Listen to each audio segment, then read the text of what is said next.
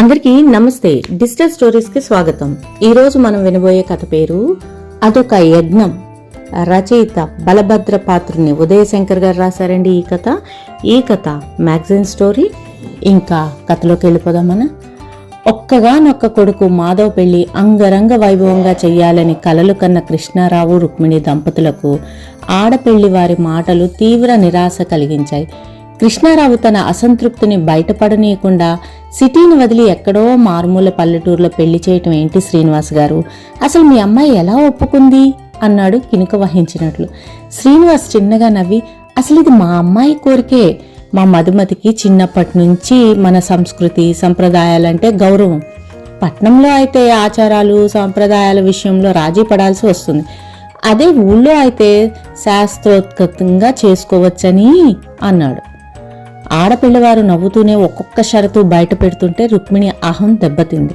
పెళ్లి చూపుల్లో పిల్లాడు పిల్లతో విడిగా మాట్లాడాలని కోరితే మనకు పరిచయమై గంటన్నా కాలేదు, పెళ్లి కాకుండా ఏకాంతంగా మాట్లాడుకునే విషయాలు ఏముంటాయి మన మధ్య అని పెళ్లి కూతురు నిష్కర్షగా చెప్పింది.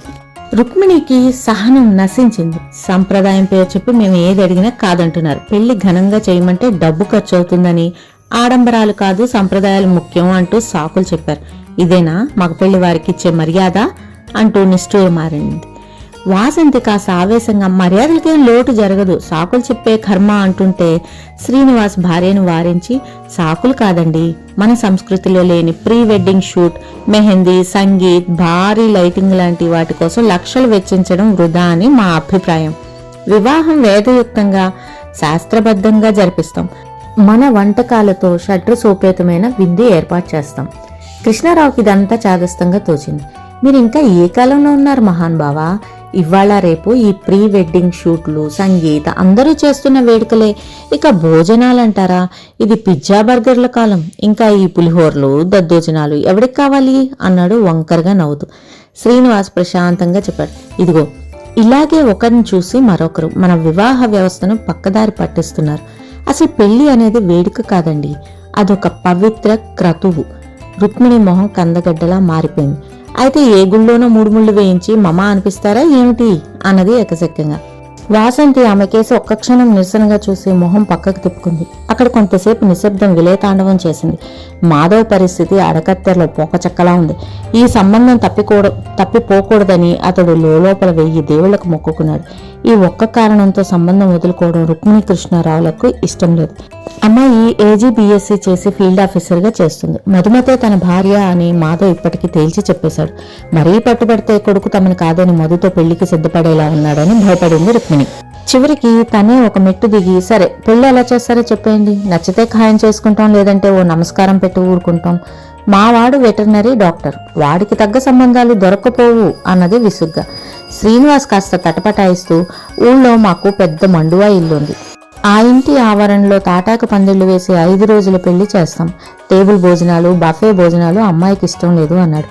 కృష్ణారావు రుక్మిణీలకు మతిపోయింది. మారుమూల గ్రామంలో 5 రోజుల పెళ్లి కాదు కదా, ఒక్క పూట పెళ్లి చేసినా ఎవరూ రారు. చూడపోతే వీడిది కూడా ఏ గొడ్ల చావిటిలోనే ఏర్పాటు చేస్తారేమో అని తమలో తాము గుసగుసలాడుకున్నారు. రుక్మిణికి ఏ మాత్రం తగ్గకూడదని నిశ్చయించుకుంది. శ్రీనివాస్ వాసంతిల వైపు తిరిగి, ఆడపిల్లి వారికి ఎంతమంది పట్టుదల కూడదు, ఇది కుదిరే బేరం కాదు, పదండి అని లేచింది. కృష్ణారావు కూడా లేచి, సరే ఆలోచించి చెప్పండి అని బయటకు నడిచాడు. వాసంతికి ఈ సంబంధం తప్పిపోతుందేమో అనే భయం పట్టుకుంది. పెళ్లి వాళ్ళు వెళ్ళిపోయాక నీకన్ని బామ్మ బుద్ధులు వచ్చాయి, ఘనంగా పెళ్లి చేస్తామంటే నీ దిక్కుమాలిన చాదస్తంతో పీకు తింటున్నావు అంటూ కూతురు మీద మండిపడింది. భార్యకి కూతురికి చెప్పలేక మౌనం దాల్చాడు. మధుమతికి చిరాకేసింది. అసలు నాకు పెళ్లి వద్దు గిల్లి వద్దు పోండి అన్నది బెదిరిస్తున్నట్లు. కూతురు ముండిస్తానం చూసి, అసలు పెళ్లి చేసుకునే ఉద్దేశం ఉందా నీకు? మేమైతే ఇంకా నీ పెళ్లి గురించి పట్టించుకోం, తర్వాత నీ రాత ఎలా ఉంటే అలాగే జరుగుతుంది అని అరుస్తూ వంటగదిలోకి వెళ్లి కోపమంతా గిన్నెల మీద చూపించింది.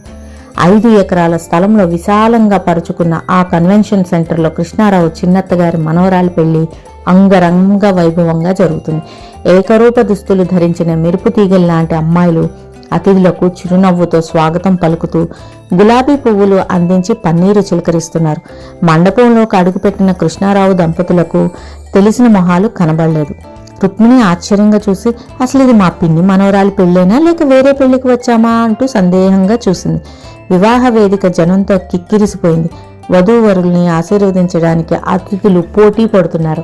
ఫోటోగ్రాఫర్లు, వీడియోగ్రాఫర్లు జనాల్ని అదిలిస్తూ లైట్లు చూసుకుంటూ వధూవరులకు సూచనలు ఇస్తున్నారు. ఆ సందట్లోనే మంత్రాలు వల్లించడానికి ఆపసోపాలు పడుతున్నాడు పురోహితుడు. దూరపు చుట్టం ఒక ఆవిడ కనిపిస్తే రుక్మిణికి ప్రాణం లేచి వచ్చింది. అన్నయ్య వదినలు కనబడలేదు, నువ్వు చూసావా అని పెళ్లి కూతురు తల్లిదండ్రుల గురించి వాకపు చేసింది.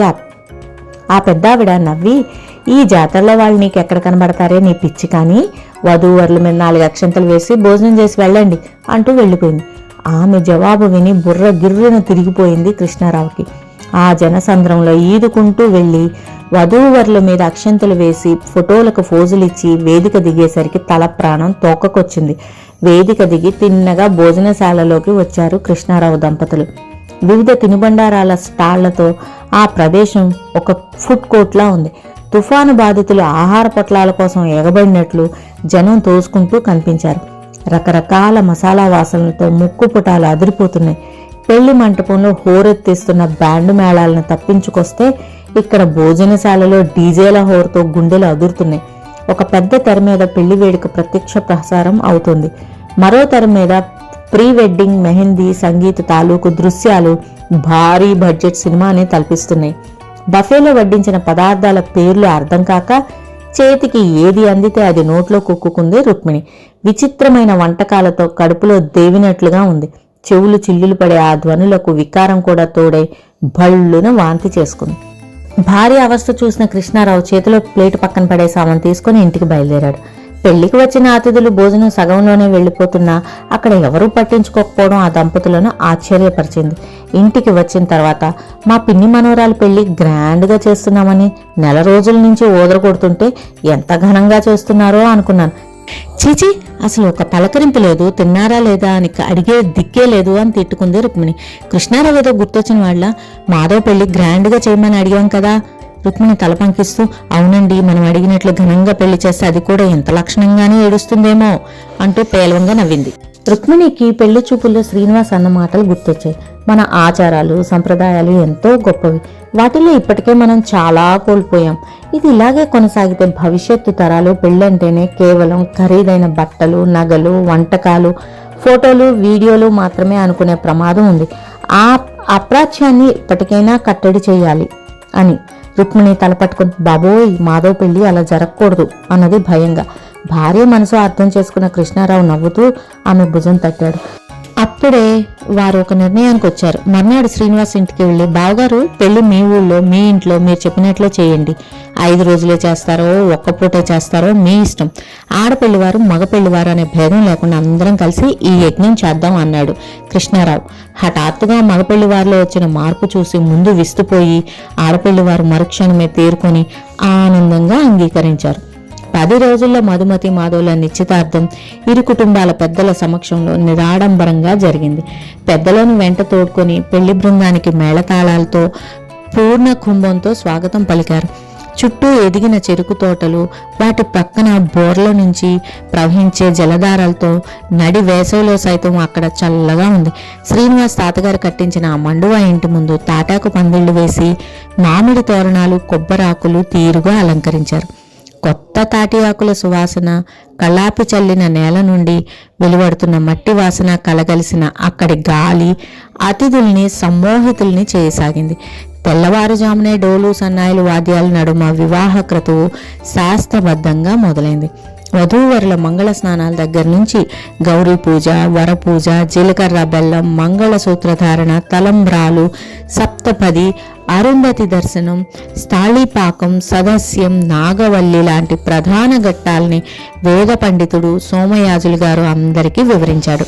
వేదిక మీద జనసందోహం లేకుండా జాగ్రత్తలు తీసుకొని వివాహం వేడుక కాదు, మహాయజ్ఞం. వధూవరులు సాక్షాత్తు లక్ష్మీనారాయణ స్వరూపులు. గర్భగుడిలో దేవుణ్ణి ఎంత పవిత్రంగా చూస్తామో వధూవరుల్ని కూడా అంతే పవిత్రంగా చూడాలి అని ప్రబోధించాడు. అతిథులకు కొబ్బరి నీళ్లు, పానకం, తాటి ముంజలు అందుబాటులో ఉంచారు. ఊరి మహిళలతో ప్రత్యేకంగా తయారు చేయించిన నేతి అరిసెలు, బూందీ, లడ్డూలు, బొబ్బట్లు, కజ్జికాయలు, కారపూస, నేతి గారెలు పెళ్లి వారి మనసులను దోచుకున్నాయి. నేల మీద పరిచిన చిరిచాపలపై సహపంక్తి భోజనాలు ఏర్పాటు చేసి పంచభక్ష పరమాన్నాలు మృష్టాన్నం వడ్డించారు. నూనెలేత తమలపాకులపై కొత్త సున్నం రాచి జాజికాయ, జాపత్రి, యాలకులు, పోకచెక్కలు మేళవించి చందన తాంబూలాలు అందించారు. మేజువాణి రోజున పెళ్లి పందిరి వినోదవల్లరి అయ్యింది. పెళ్లిలో ప్రతి ఘట్టాన్ని భక్తి ప్రపత్తులతో ప్రవచించాడు. పెళ్లి కూతురు అత్తవారింటికి బయలుదేరే వేళ మహిళలు ఆలపించిన అప్పగింతల పాటలు మగ పెళ్లి వారికి సైతం కన్నీళ్లు తెప్పించాయి. ఊరంతా కదిలి వచ్చి పెళ్లివారితో పులిమేర వరకు నడిచి ఘనంగా వీడుకోలు పలికింది. 16 రోజుల పండుగ నాడు ఊరి పెద్దల సమక్షంలో వేద పండితులని, పురోహితులని, వీడియోగ్రాఫర్లని, ఫోటోగ్రాఫర్లని, పెళ్లిలో పాటలు పాడిన జానపదులని, భజంత్రీలని, వంటవారిని, పందిళ్లు వేసిన కూలీలని ఘనంగా సన్మానించారు. సన్మాన కార్యక్రమం ముగిశాక కృష్ణారావు లేచి, మా పిల్లల పెళ్లి రాంభక్తపాలెంలో అత్యంత వైభవంగా జరిగినందుకు కృతజ్ఞతగా మా 2 కుటుంబాలు సంయుక్తంగా ఇక్కడి గుడిని, బడిని దత్తత తీసుకుని అభివృద్ధి చేయాలని నిర్ణయించుకున్నాం అన్నాడు.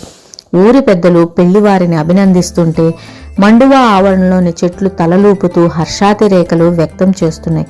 వాసంతి రుక్మిణీలు అందరికీ పళ్లరసాలు అందించి అక్కడి వాతావరణాన్ని మరింత మధురంగా చేశారు.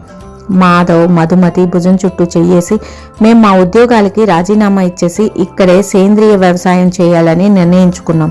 త్వరలో రాంభక్తపాలెంలో ఒక డైరీని ప్రారంభిస్తాం.